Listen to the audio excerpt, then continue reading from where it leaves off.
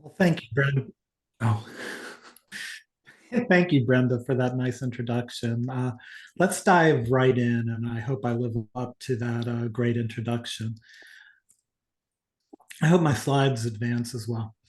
We stand on the shoulder of giants. This picture is derived from Greek mythology. The blind giant Orion carried his servant Celadon on his shoulders to act as the giant's eyes. We too are servants of the knowledge of those that came before us, making advancements otherwise improbable. We all are standing on the shoulders of giants.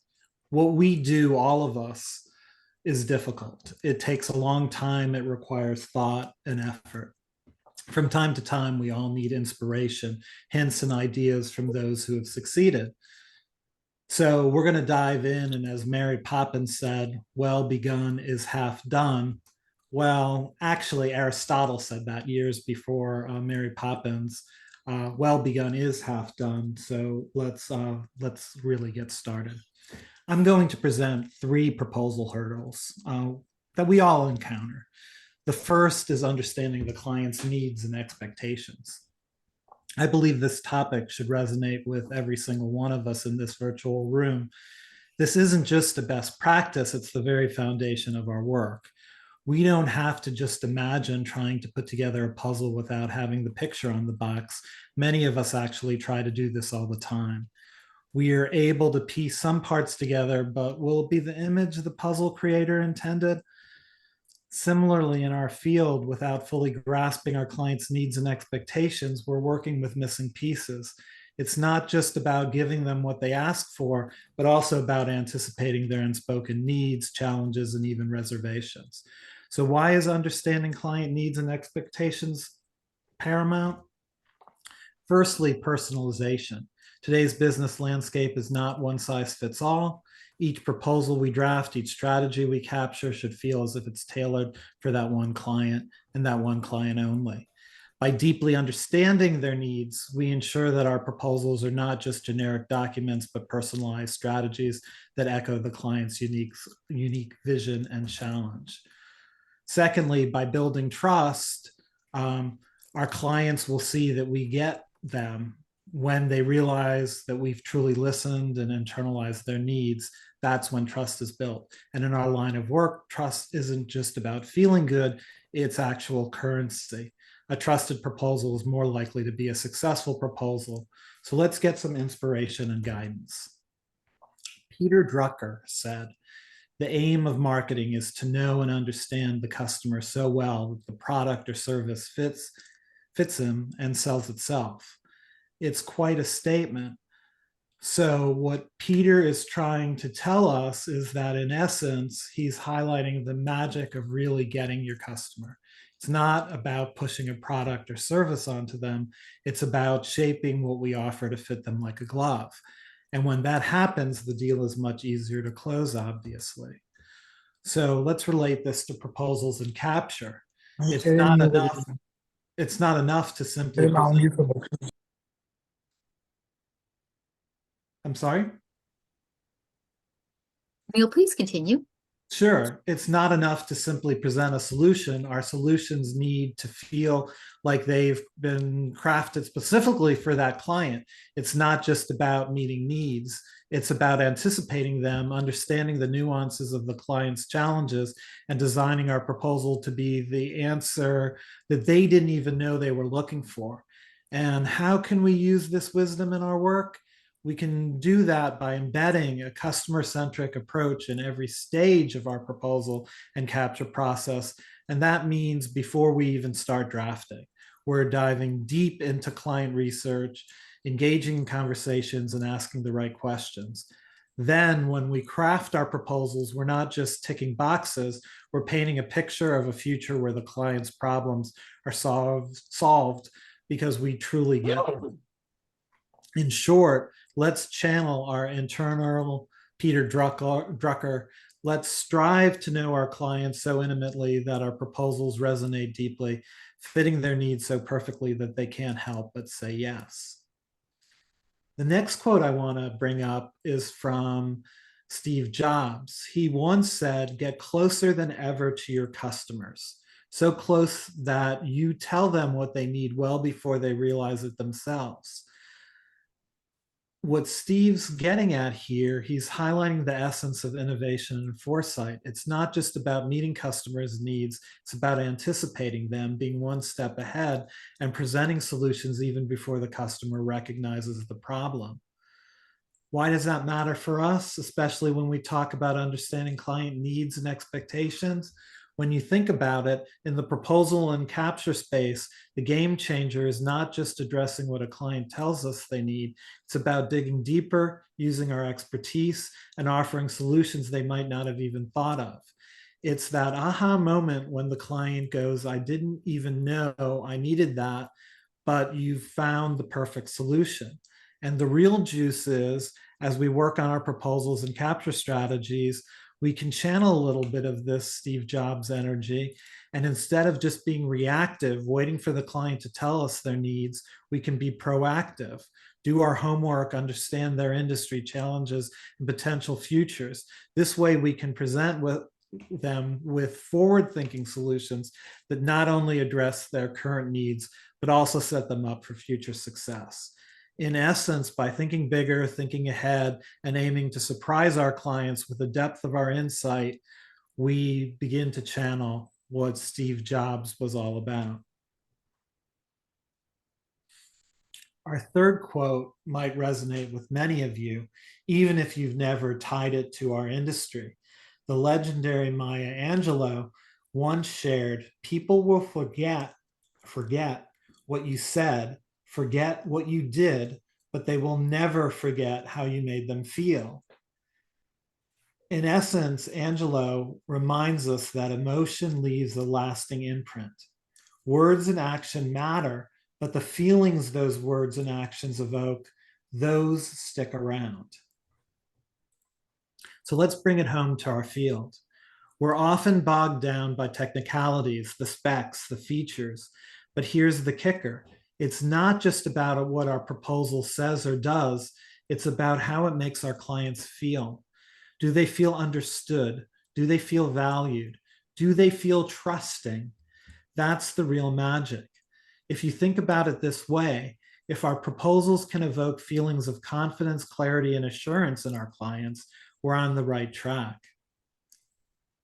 When they read our proposal and think that they are understood, that they feel that you get them, that you get their needs, that's when success has really been achieved.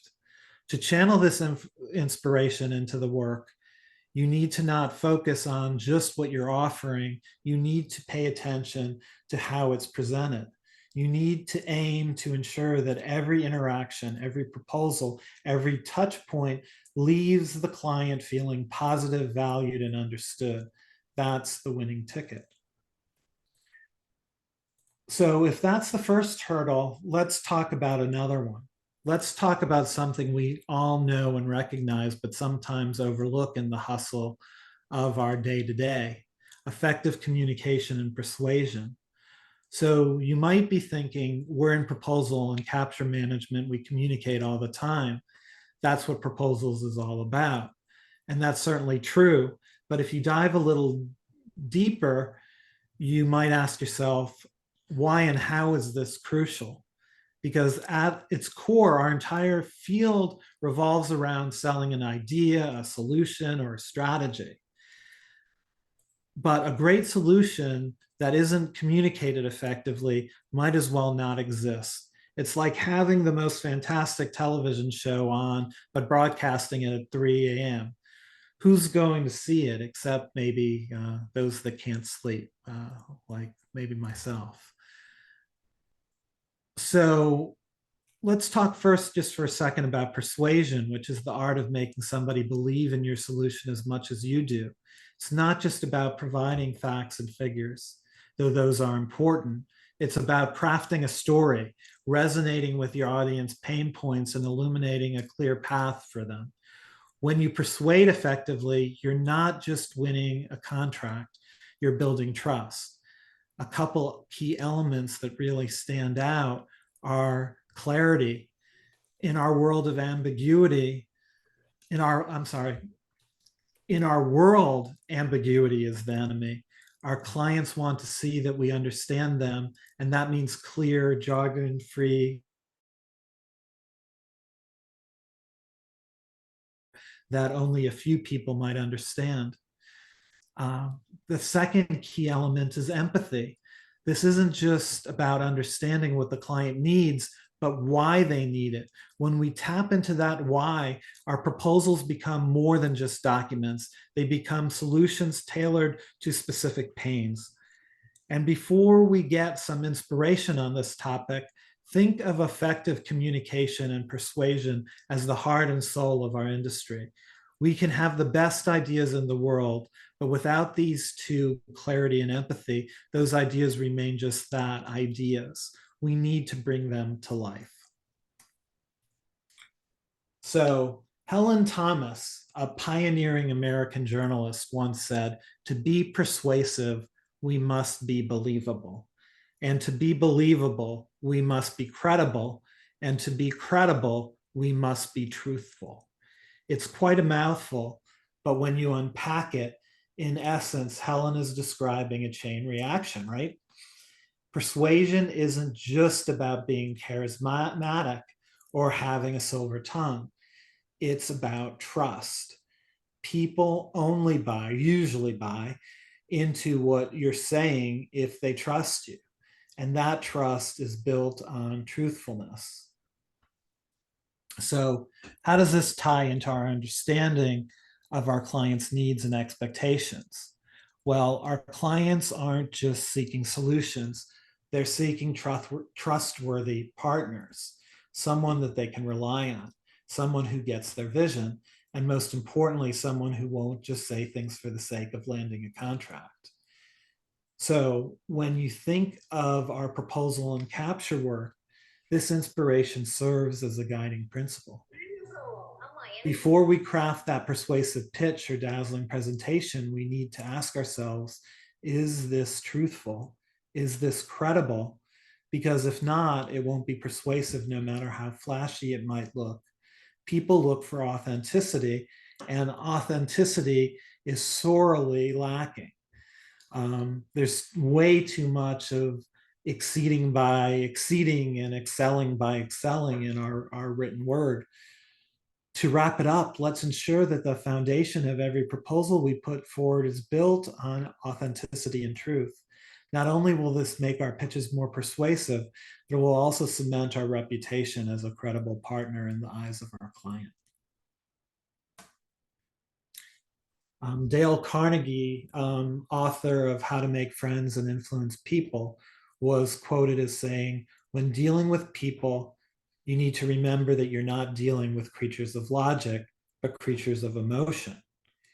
So when you break that down a bit, you need to remember that humans, which we'd love to think of as always logical, and always making decisions purely on fact, in reality are driven quite frequently by emotion, sometimes way more than we'd like to admit. And any of us who can think of a time when we bought something just because it felt right or because of how it made you feel can realize how truthful this statement is. Emotion has a huge play on any kind of purchase decision, and we all can probably think of a situation where that influenced ourselves. So when we relate it to our work and our clients, understanding clients' needs and expectations isn't just about knowing the technical specs or the nitty-gritty details. It's about grasping how they feel about a project, what their fears or aspirations are, and what emotional outcome they're asking for. For our work, this insight is pure gold.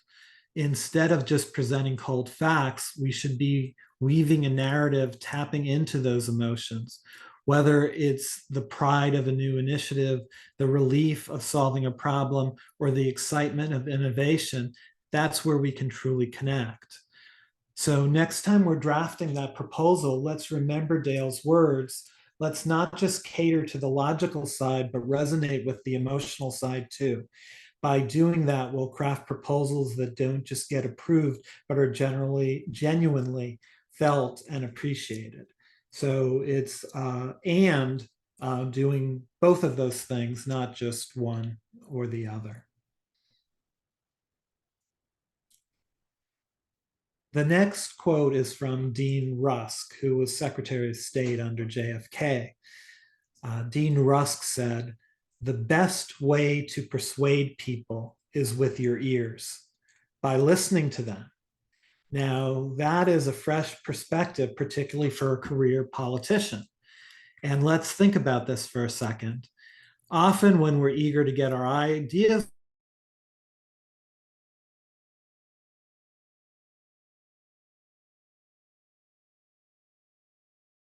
he's basically saying that truly persuasive communication starts not with talking, but with genuine listening, said by somebody who's just spent the last 20 minutes talking. When it comes to understanding our clients, it's easy to fall into the trap of assuming that somebody probably wants what you have to offer, or I'm sure they'd love that feature. It's real easy if you're a hammer to see the world as a nail.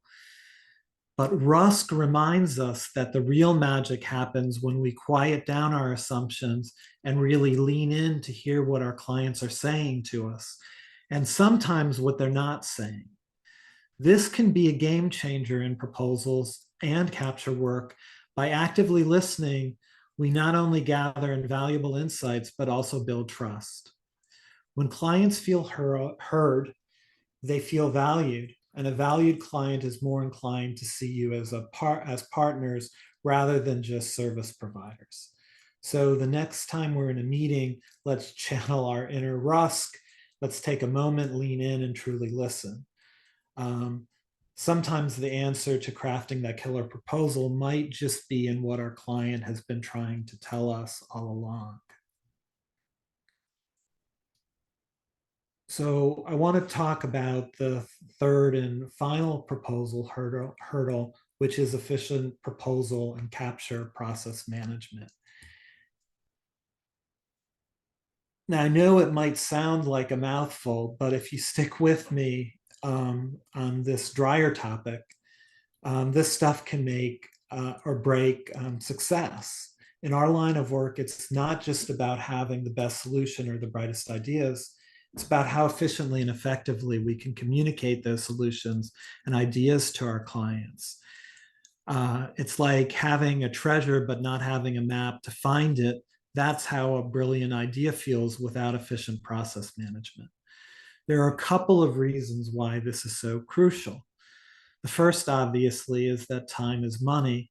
The more streamlined our processes, the quicker we can deliver high quality proposals. This not only saves us time, but also the resources and costs associated with prolonged or haphazard procedures. And the second, among many other attributes, is consistency. A well-oiled machine is predictable and reliable, and with a solid process, every proposal we put forth will maintain the high standards we aim for, ensuring our clients always know the level of excellence to expect from us. But here's the thing: efficiency doesn't mean cutting corners. It means strategically aligning our efforts so that every step we take adds value, every document we create sings to the client's needs, and every piece of technology we leverage amplifies our capabilities.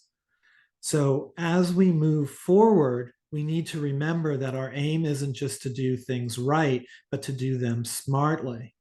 Efficient proposal and capture process management is our compass in this journey, guiding us to put forward our best every single time. So let's unpack this thought-provoking quote from Henry David Thoreau. He said, "It's not enough to be busy, so are the ants. The question is, what are we busy about?" So when I first read this, an image of those tiny ants diligently working in their lines, carrying bits of food popped into my head. I find it kind of mesmerizing thinking about the ants, how they're always on the go, always bustling about. But the catch is while ants are always busy, they sort of have a clear purpose. Every ant knows its role in the grand scheme of the colony. So Thoreau is really nudging us to ask, are we just being busy for the sake of it? Or is there a clear defined purpose behind our actions? Bringing it back to our world of proposal and capture management, how often have we found ourselves submerged in paperwork, client calls, and team meetings, feeling incredibly busy, but then at the end of the day wondering, what did I really achieve today? That's where understanding client needs and expectations truly come into play. It's our compass. It ensures that all of our work, all of our busyness is directed towards a meaningful end. If we truly understand what our client wants, every task we undertake, both what our client wants and what our client needs, I'd say, every proposal we draft becomes purposeful. It aligns with a goal, a vision, a client's dream. So let's take Thoreau's wisdom to heart. Instead of just being busy bees or ants, let's be busy with a purpose. Let's ensure every move we make in the proposal and capture process is driven by a deep understanding of our clients' needs and expectations. Only then can we truly say our busyness has value. Another quote by Antoine de Saint-Exupéry, who wrote The Little Prince, said, "A goal without a plan is just a wish." And this quote always reminds me of when I was a kid and I'd close my eyes and make a wish and blow out the birthday candles. I wished for a lot of things like that shiny bike I saw at the store, but just wishing didn't make that bicycle magically appear in my backyard. If only life were that simple. I belonged to a group of CEOs once, and they said, hope is not a strategic plan. That always stuck with me. I'm sure many of you have heard the same quote. So the thing is, when it comes to the world of proposals and capture management, we're all in the same boat. Our clients have goals or wishes, if you will. They want to achieve certain outcomes, reach certain markets, or solve specific problems. But those goals on their own, without a clear roadmap, don't accomplish anything. They're just wishes floating in the wind. And that's where we come in. To understand a client's needs and expectations is to understand not just the destination, the goal, but the journey, the plan to get there. It's our job to provide that roadmap, to turn those wishes into actionable, achievable plans. And if we don't do that, then no one generally does. When crafting a proposal, we should be thinking about the hows and the whys, not just the whats. How will our solution meet the client's needs? Why is our approach the best one? It's about showing the client that we're not just dreamers, but doers, that we have the tools, the strategy, and the expertise to turn their goal into reality. So the next time we're putting pen to paper or fingers to keys, let's remember Saint-Exupéry's wisdom. Let's ensure we're not just presenting goals, but crafting plans that make those goals tangible. After all, our clients don't just want wishes, they want results. And with the right plan, we can deliver just that. So let's chat for a second about one more quote, an intriguing idea from Michael Porter, who said, "The essence of strategy is choosing what not to do."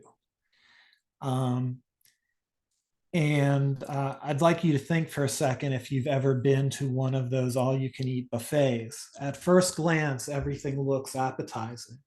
But here's the catch. If you try to eat everything, you're going to end up with a stomach ache or miss out on what you really love or not be able to enjoy the things you really like. The life lesson is that to really enjoy something, a lot of times it's about knowing what to skip. Porter's wisdom resonates with this. It's not just about having a to-do list a mile long like most of us have. It's about sifting through the options and identifying what's most critical. It's a lesson in focus and prioritization. It's not about trying to get everything done. It's about getting the most important things done, the things that are going to get you to the result. So in our realm, just because all the letters are there, you don't have to pronounce each one. Just another tip. That one's for free. This hits home in a big way.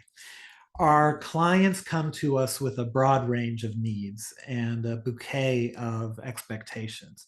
And while we might have 1,000 ideas buzzing around, the trick is to hone in on the ones that truly align with their core objectives.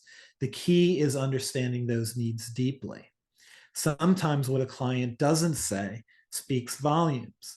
They might not outright state certain preferences or constraints, but reading between the lines, understanding the context, and leveraging past experiences can guide our strategy. When drafting a proposal, it's tempting to throw in everything but the kitchen sink. I know we've all had that experience of somebody trying to put every last requirement of a PWS that's 100 pages long into a 10-page response. It's not about putting everything in, especially when we're passionate about our solution. That is not strategy. That falls into the category of wishful thinking. It's about trying to get everything instead of the most important things. True strategy lies in discerning which elements will have the most significant impact. You need to have knowledge in order to do that. Which solutions align best with the client's vision, and importantly, what we might need to leave out. So to wrap it up, next time we're crafting a proposal, let's channel our porter. Let's ensure we're focusing on the real meat of the matter, sidestepping the distractions, and delivering a strategic approach that really nails the client's needs and expectations. After all, it's not about how much we serve, it's about serving what truly satisfies. So I said that was the last, but I lied. I wanted to provide one more piece of inspiration. You all were born to win. But to be a winner, you must plan to win, prepare to win, and expect to win. And so I wish for you nothing but success and a lot of winning in your future, much like Zig Ziglar, who was a salesman and a motivational speaker who passed away way too soon. He was a great writer and speaker. I was lucky enough to hear him speak once. Amazing, amazing speaker. So let's go back to the beginning. We are indeed standing on the shoulders of giants. We need to take the wisdom of those before us and help it allow us to improve our ability to win. And as Porky Pig says, that's all, folks. I really appreciate your kind attention and allowing me to share a little bit of quotes that have impacted me. I'd be happy to answer any questions or engage in any kind of discussion if anyone has anything that they would like to share. Well, Neal, thank you. That was such an inspiring, very inspiring presentation.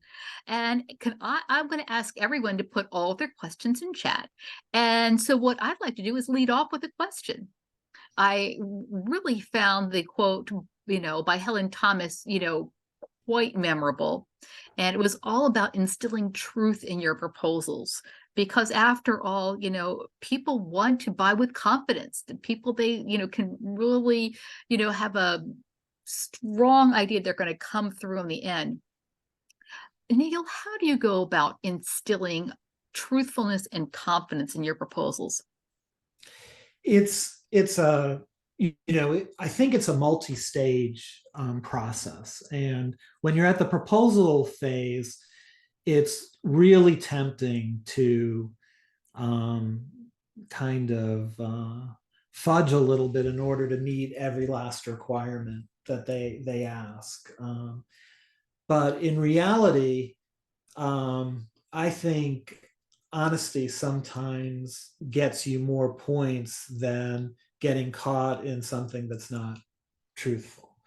I really believe and have observed firsthand that authenticity is a very, very rare trait these days. And as we look for discriminators, that's one that everyone has available to them. And it doesn't cost you anything.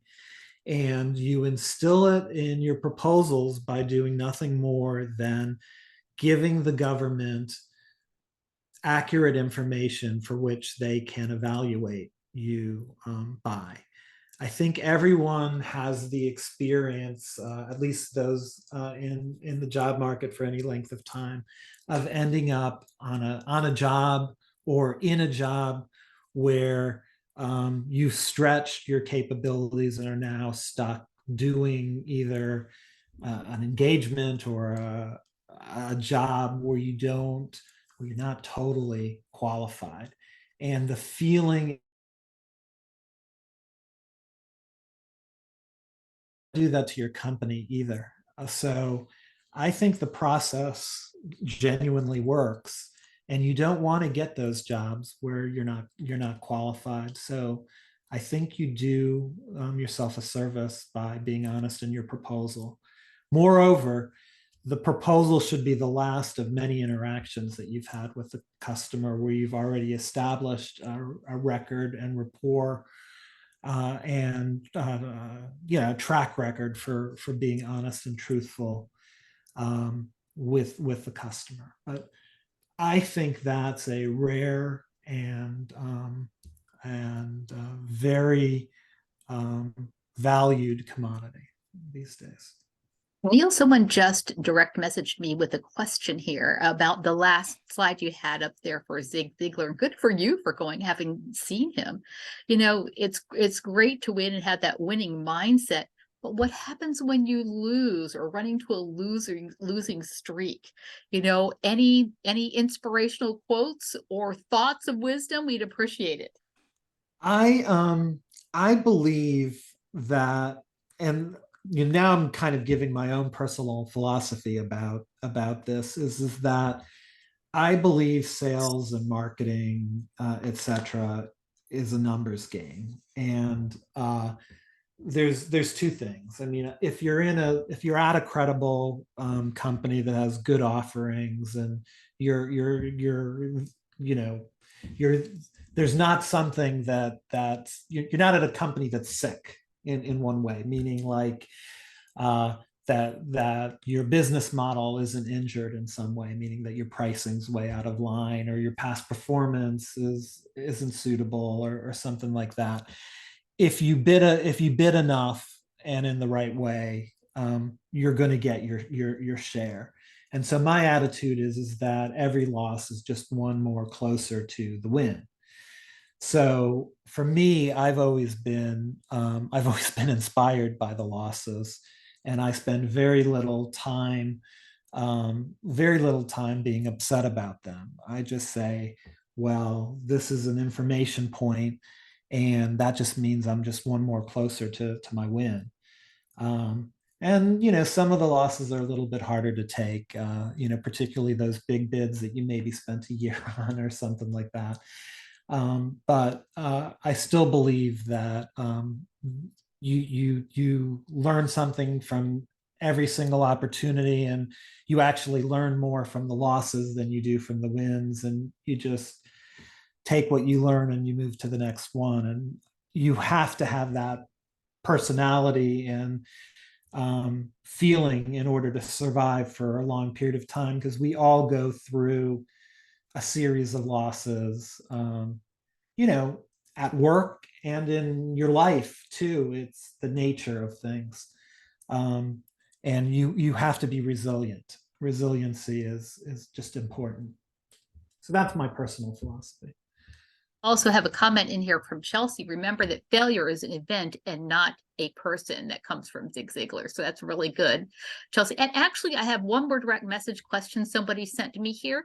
And basically, if I could paraphrase it, Neal, you're the top of your game. You've got your professional level certification. You have risen to, your vice president at NCA. You have risen to the top of your ranks in corporate. Now you're starting your own business. Do you have any tips for anyone just starting out in the capture or bid and proposal profession? And if so, what would your top tip or your top 3 tips be? I do have some tips, but to say that I'm at the top of the game, I would say that I feel that knowledge is realizing how much you don't know. That is the biggest thing. That is the biggest thing I've learned over time is that the more that I learn, the more I realize how much there is to learn and how much better you could get at doing the thing that you do. So, while to some people it might feel like, oh my goodness, you've gotten so far from where I sit right now, it's like, oh my goodness, I see so many people that can do this or that so much better. I wish I could emulate them. So, so that's my perspective is I'd love to get so much better.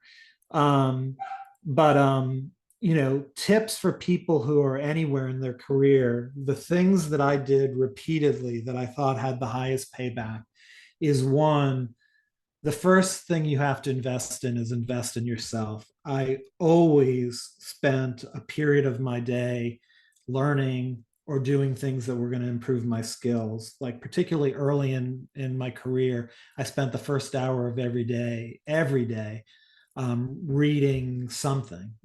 I guess now I used to read magazines and stuff. I guess now you read the internet or whatever. And that put me in touch of like whatever was hot, I always knew something about it. And when there was a new piece of software, a new trend or something, I just made sure I was knowledgeable about it.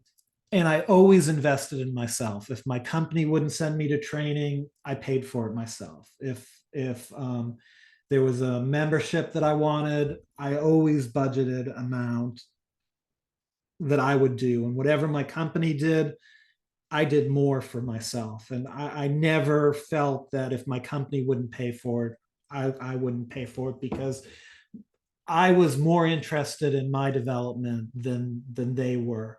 And those investments always paid off. Like, you know, all of us in this field earn a good living.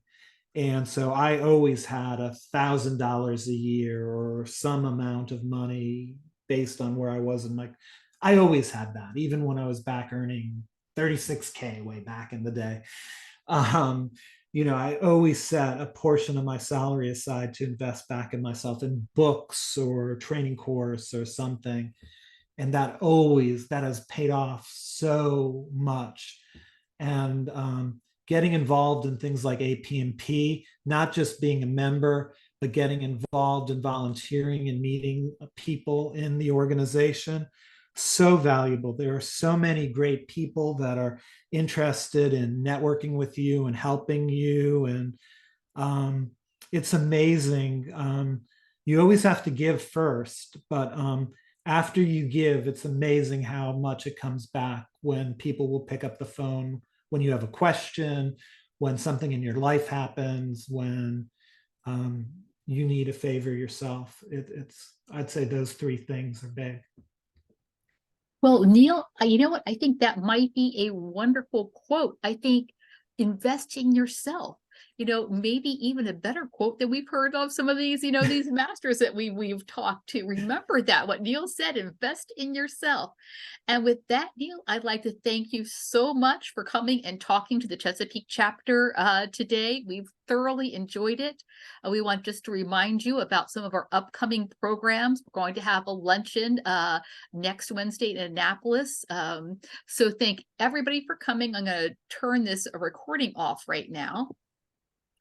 I'm going to stop the recording so that, we can